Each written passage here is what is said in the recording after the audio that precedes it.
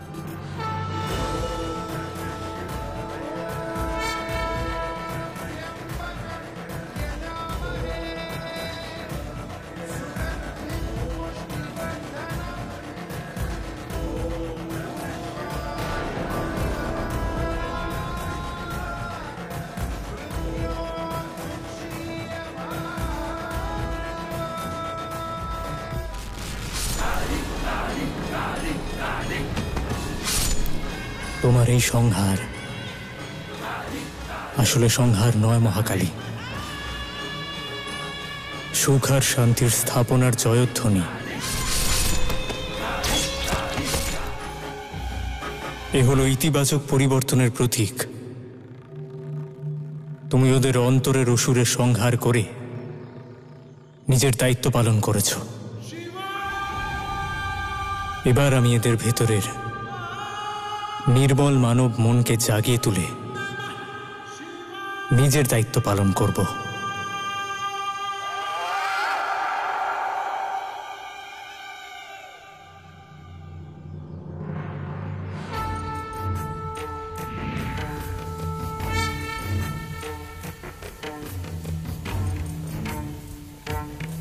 पशूनां पतिं पापनाशं परेशं गजेन्द्रस्य कृत्तिं वसानं वरेण्यं जटाजूटमग्निं चूरन्दाङ्गवारि महादेवमेकां स्मरामि स्मरामि।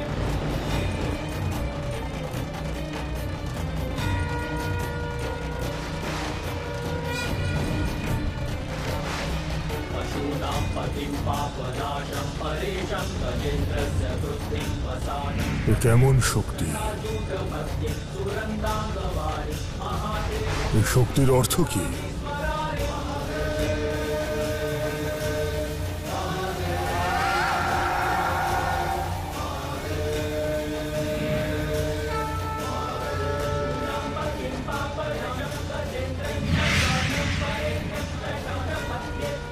যখন যখন সৃষ্টি সংকটের অনুভব করেছে, তখনই আপনি আমাকে সাহায্য করতে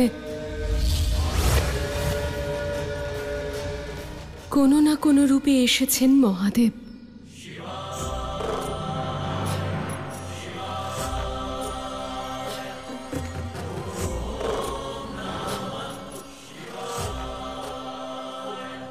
শিশু ভোলানাথ,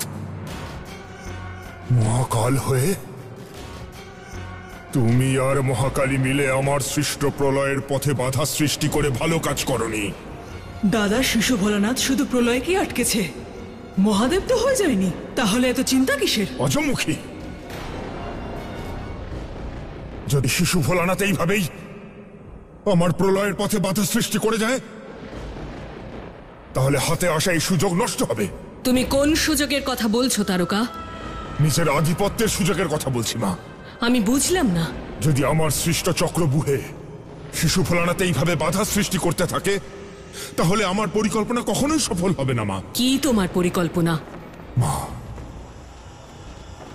প্রলয়ের শেষে সৃষ্টির পুনর্নির্মাণ হবে। তখন আমি গুরু শুক্রাচার্যের সাথে মিলে এই সমগ্র সৃষ্টি এবং সমস্ত দেবদেবীর উপর নিজের অধিকার কায়েম করতে চাই। এই সমগ্র সৃষ্টির উপর একমাত্র আমারই অধিকার হবে মা। একটা প্রলয়ে অসফল হয়ে তুমি নিরাশ কেন হচ্ছ? তোমার হাতে আরো 9টা প্রলয় আছে, তুমি তাতে মনঃসংযোগ করো। ঠিক বলেছেন। এবার আমি পরবর্তী প্রলয়ে এমন বিনাশ লীলা রচনা করব যে শিশু ভোলানাথ চাইলেও পার্বতীকে সাথে নিয়ে সেই প্রলয়কে আটকাতে পারবে না। তোমার এই প্রলয় কেমন হবে দাদা? সূর্যের বিনাশ।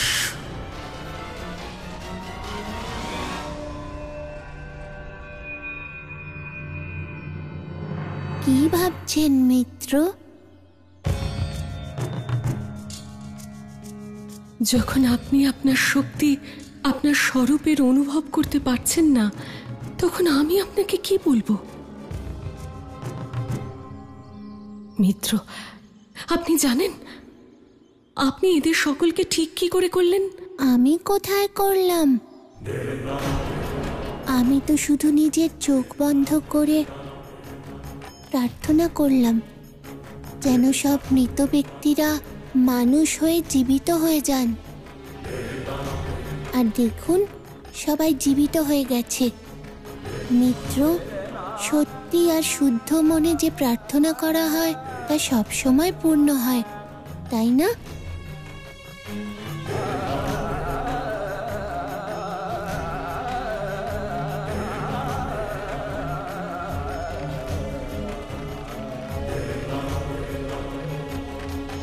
এর অর্থ হলো আপনার স্মৃতি এখনো ফিরে আসেনি মহাদেব।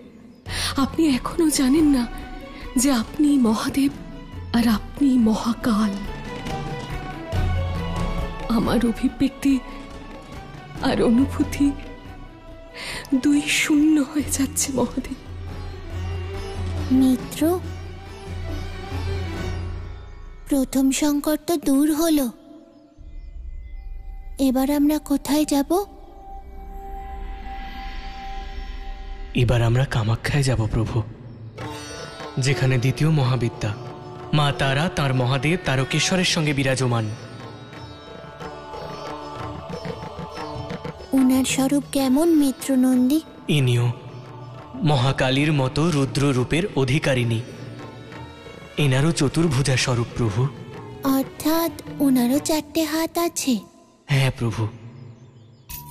ইনি এনার ডান দিকের উপরের হাতে কমল ধরে থাকেন, আর নিচের হাত সর্বদা আশীর্বাদের মুদ্রায় বিরাজমান। আর বাম দিকের উপরের হাতে থাকে খড়গ, গলায় সর্প আর রাক্ষস নরমুণ্ডের মালা শোভা পায়। মা তারা যেমন উগ্র তেমন বিচিত্র। আর এতটাই দয়ালু যে বিষকেও অমৃত বানিয়ে দেন। তাই তো বিষ পান করার পরেও মহাদেবকে মা তারা সুস্থ করে দেন প্রভু। এর অর্থ?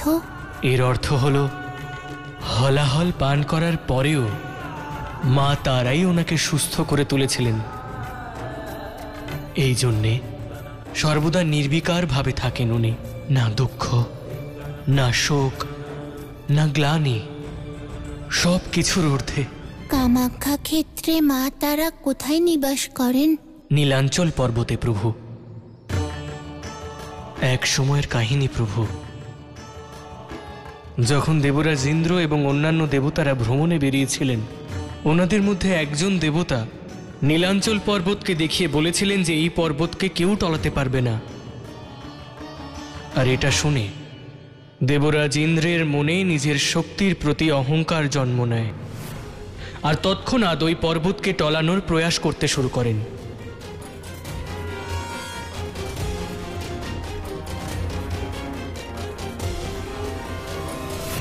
কিন্তু সেই পর্বতকে সরানো অসম্ভব কেন ছিল মিত্রনন্দী? কারণ ওই পর্বতকে মা তারা স্তম্ভ বানিয়ে নিজের নিবাস গড়েছিলেন প্রভু। আপনার প্রচেষ্টা নিরর্থক দেবরাজ।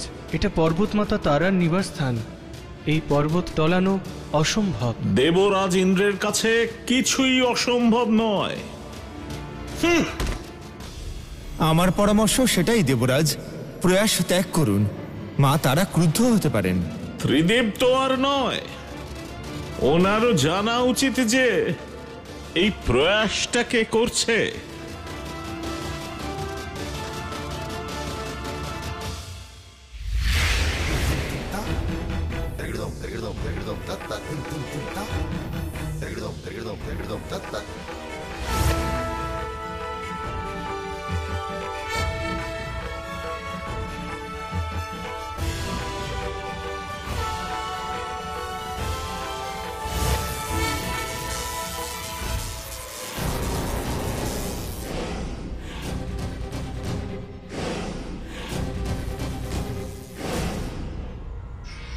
স্বর্গের অধিপতি আমি হলাম দেবরাজ ইন্দ্র।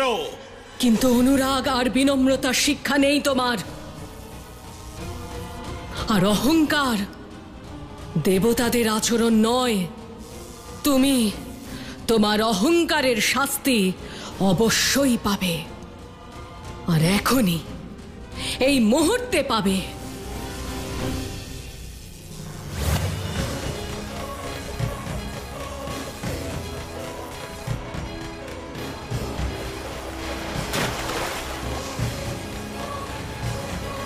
এইভাবে ক্রুদ্ধ মা তারা দেবরাজকে শাস্তি দিয়েছিলেন প্রভু। তারপর কি হলো মিত্র?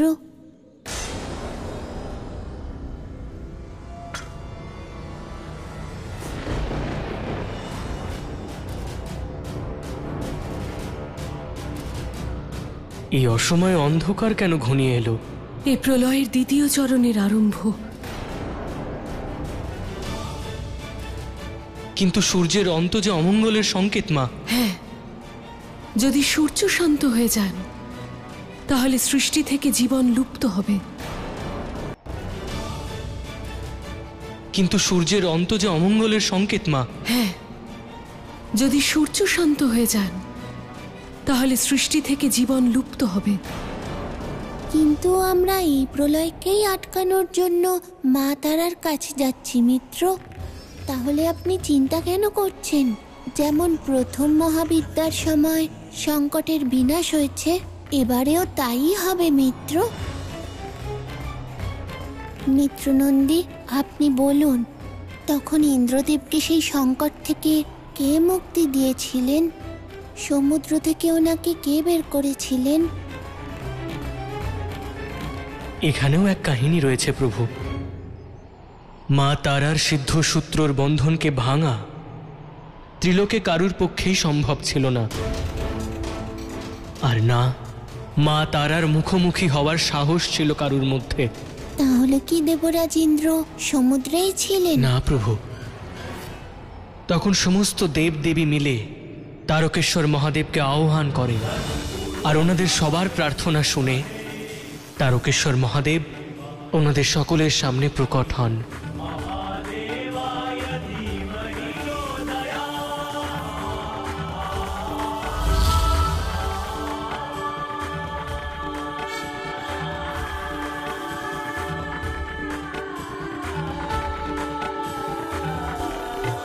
হে তারকেশ্বর মহাদেব, স্বর্গাধিপতি দেবরাজ ইন্দ্র মা তারার বন্ধনে রয়েছে, ওনাকে মুক্ত করান, ওনাকে এই সংকট থেকে রক্ষা করুন। ওর এই সংকট কেবল দেবী তারাই পরিহার করতে পারেন, আর তার জন্য আমাদের সকলকে দেবী তারার চরণে যেতে হবে। হে তারকেশ্বর মহাদেব, মা তারার শরণে যাবার উপায় বলুন। স্তুতি।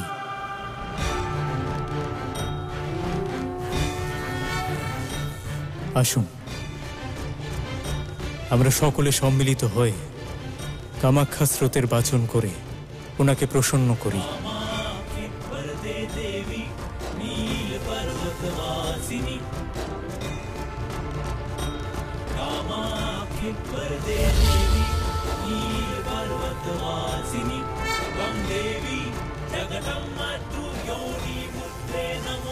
জয় মা তারা, জয় মা তারা।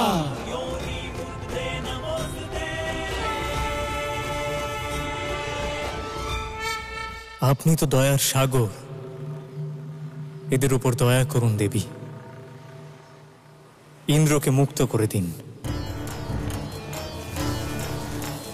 যে অহংকারের শাস্তি আপনি ওকে দিয়েছেন, সেই অহংকার এখন চূর্ণ হয়ে গেছে। মা দয়া করুন, দয়া করুন মা, দয়া করুন, দয়া করুন, আমাদের দয়া করুন মা।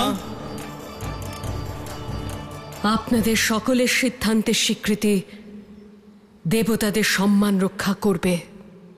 আমি বন্ধন মুক্ত করছি।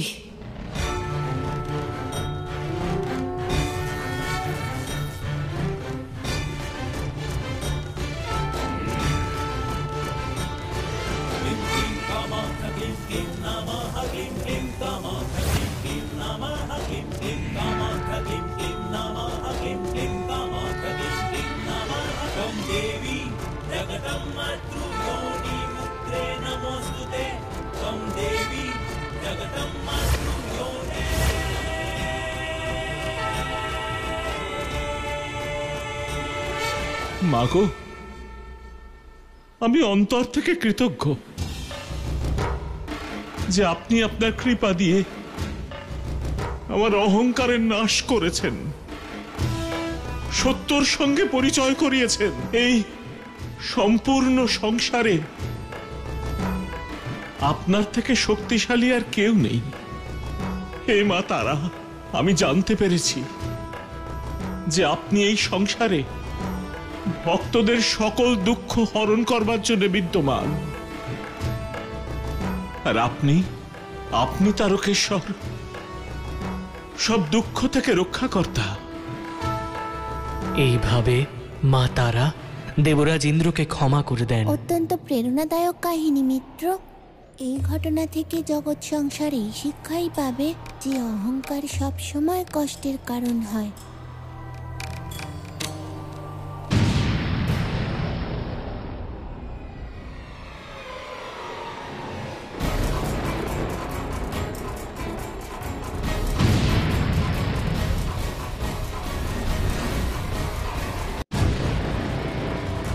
মিত্র, প্রলয়ের প্রভাব তো বেড়েই চলেছে,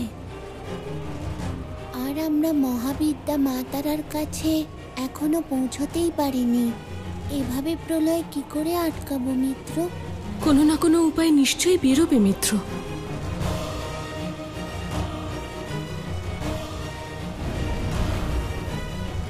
মিত্র নন্দী, বলুন প্রভু। মা তারার সম্পর্ক কি সূর্য আর সূর্যের রশ্মির সাথেও আছে? হ্যাঁ প্রভু, এই সূর্যকে প্রকট করে জীবনকে শুরু করার কাজও মা তারা এবং তারকেশ্বর মহাদেবের সাথে জড়িত। তার অর্থ হলো এটাই, যদি আমরা মহাবিদ্যার এই রূপ মা তারাকে জাগরিত করি, তাহলে উনি তারকেশ্বরের সহায়তায় সূর্যকে আবার উজ্জীবিত করে তুলবেন আর জগৎ সংসার ধ্বংসের হাত থেকে রক্ষা পাবে। হ্যাঁ মিত্র, যদি সূর্যদেব ওনার হারিয়ে যাওয়া শক্তি ফিরে পান, তাহলে প্রলয়ের প্রভাব হয়তো নিষ্ক্রিয় হয়ে যাবে, ক্ষতিও সামান্য হবে, কিন্তু তার জন্য শীঘ্রাতিশীঘ্র আমাদের কামাখ্যা পৌঁছানো অনিবার্য।